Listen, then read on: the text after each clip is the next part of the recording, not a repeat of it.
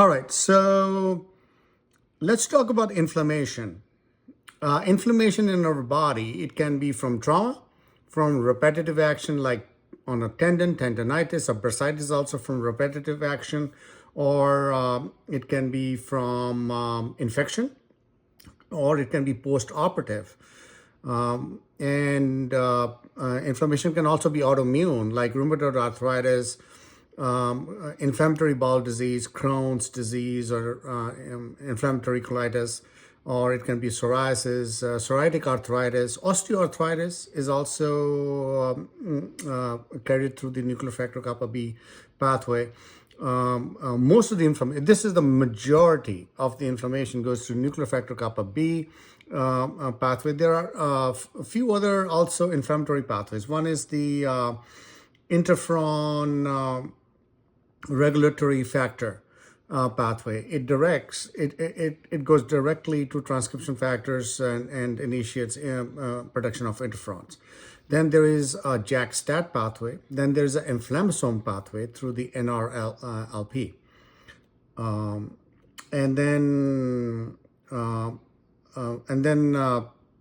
We have the P38 and JNK. These are also transcription factors, and ERK1 and ERK2.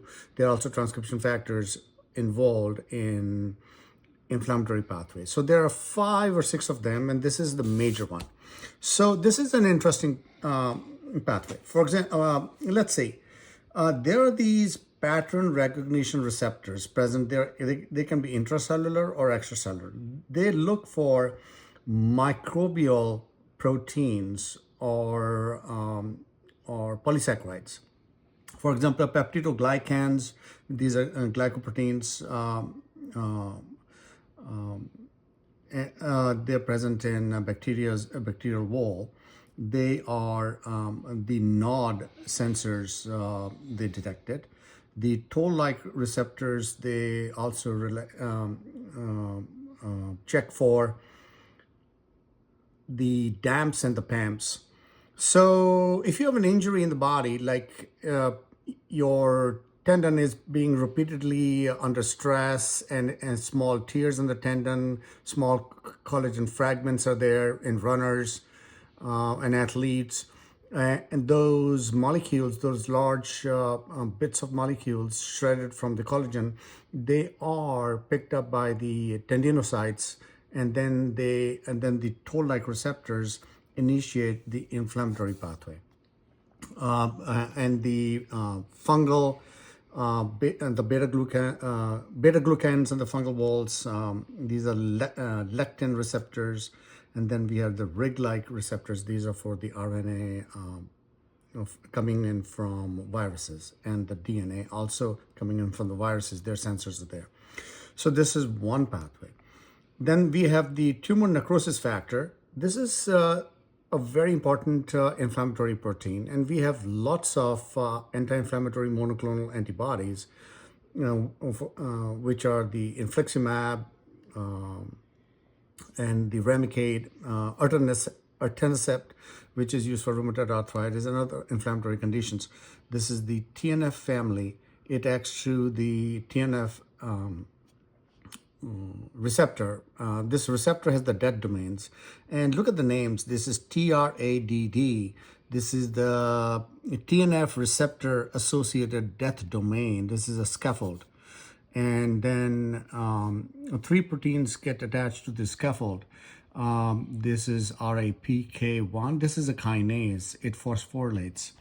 And then the CIAP, this is the cellular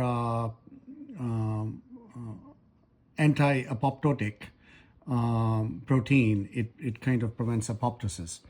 And then the TRAF, which is the T-cell receptor associated factor. These two are E3 ubiquitin kinases. They form these chains of ubiquitin. And then we have the Lubeck complex here, which also forms the ubiquitin complex. Ubiquitin chains.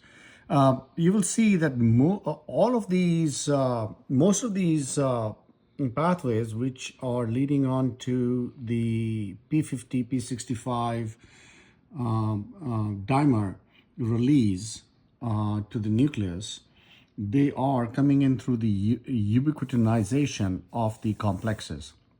Large signalosomes are formed in which there are a number of macromolecules with a lot of ubiquitin chains.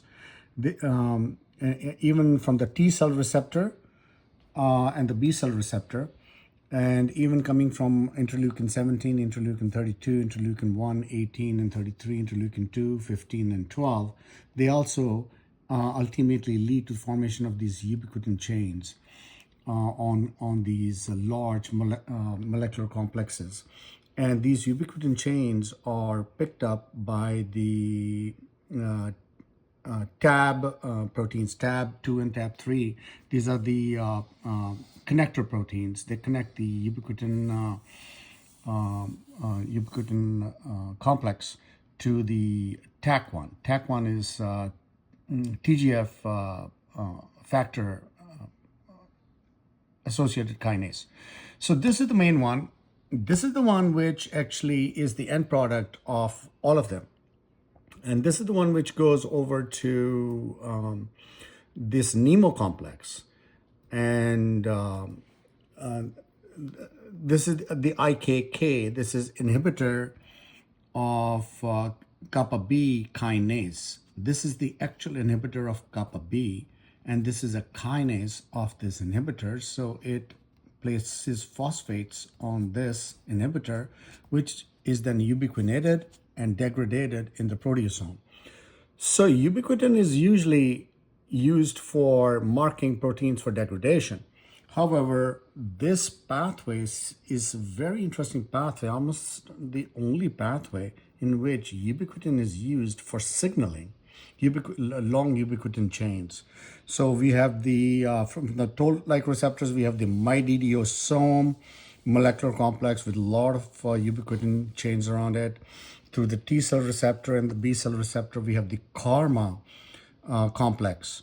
This karma is basically a CAR domain containing proteins, as well as the BCL10 and MALT1. So this complex again forms. And then you will see the TRAF is usually in almost all of them. TRAF is a ubiquitin kinase which just makes these chains of ubiquitin, which then is detected by TAB2 and 3, which is a connector protein to TAC1. TAC1 is the one which initiates phosphorylation of this, activates it. This is a kinase, and then you have to get rid of this inhibitor so that the nuclear factor kappa-B, this dimer, is released into the into the nucleus, where it initiates transcriptions of hundreds of genes associated with inflammation, the interleukins, the cytokines, the metalloproteinases, and also production of more toll-like receptors, anything, the cyclooxygenases enzyme. So all these, so this is the central factor. So I don't have the time to go over the T cell receptor protein connection. How does the T cell receptor work? It has got a lot going on. This is very complex. T cell receptor essentially requires a CD28. Also, it requires two receptors. This is signaling 1, which initiates the signaling cascade by presentation of MHC class 1 or MHC class 2 proteins with antigens on them, and it's recognized. However, this will stop. This signal will ultimately stop if CD28 is not activated by a B7 antigen, B7 receptor on the surface of antigen-presenting cells. So this the CD28 leads to another pathway, which is the AKT pathway, which is the cell survival pathway, cell multiplication pathway. And this leads to formation of interleukin-2, as well as interleukin receptor. Interleukin receptor, then as well as interleukin-2, they kind of starts a vicious circle of stimulating the T cell and making it active. But again, the same complex, the karma BCL malt complex, again with a lot of ubiquitin and the TAC going here, this being released, and ultimately here. Even from here, but there's one interesting thing from the interleukin 17. We have another pathway which is going, which is the MK2, which is the MAP associated mitogen associated kinase, MAPK, activated protein. This is the fourth in the generation of the MAPK pathway proteins. So this actually leads to very interesting. It increases the life of the mRNAs which produce the cytokines, interleukins, which is interesting another pathway. It is survival of, usually the mRNAs, they don't stick around for more than 24 hours or max 72 hours. But if you kind of stick them for twice as long, then they will keep on churning proteins. Usually all of them are degraded. Very interesting concept. Thank you.